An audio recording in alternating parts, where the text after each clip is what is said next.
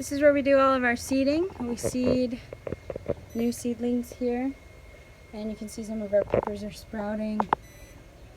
We put them in sponges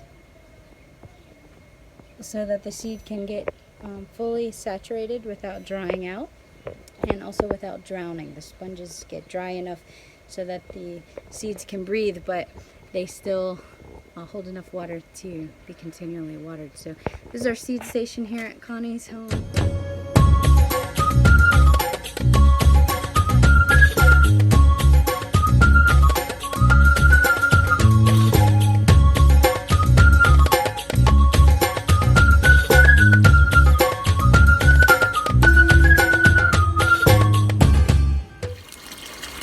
Here we have our sump tank. It's buried in the ground, and that allows us to keep the water temperature a little bit more cool using geothermal cooling and heating.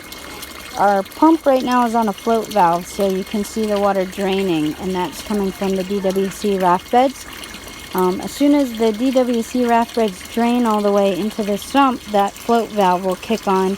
You can see the water line where it fills up to. That's stained because of the iron that we put in the water to supplement the plants. So we put EDD HA chelated iron 6% to give the plants a little bit boost. It's like taking vitamins. So that's why you see the water this reddish color, because the iron is a very dark red color. But this is the sump tank. This is Grand Central Station, where all the water drains to and is pumped from. So the pump pumps the water up through that pipe work into the fish tanks. And we have our 4 IBC fish tanks here in the fish house.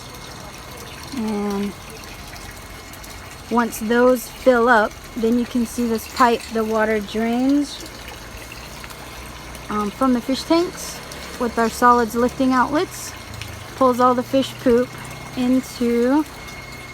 This was existing filtration that we added a 3rd filter to, and so we are bringing water from this smaller filter here, filter number 2, and putting it into this larger filter. So you can see the water coming out from the fish tanks in filter number 1 and filter number 2, and then filter number 3 is this large filter that we built just recently. And so it is catching a lot of fish sludge. If I bring this net up here, you can see all the fish waste that this is catching. So it's doing its job, it's working. Every once in a while we'll clean this black netting out and we'll put it in our mineralization barrel here, and we'll compost that down, break it down so that the fish waste is broken down. Then we'll extract all those nutrients from the mineralization process and put it back into the system. So the water's coming from the fish tanks, and it is filtering through this the smaller 2 filters. We clean those out and mineralize that waste as well, and then so we don't waste anything actually. And the fish waste from the black netting, we pull that out as well and mineralize it, and then we break it down, put it into the system. The water filters through all this netting and micro fiber, and we have a bag of rocks here. I don't know if you can see. The camera may not pick it up, but it creates more surface area for the beneficial bacteria. So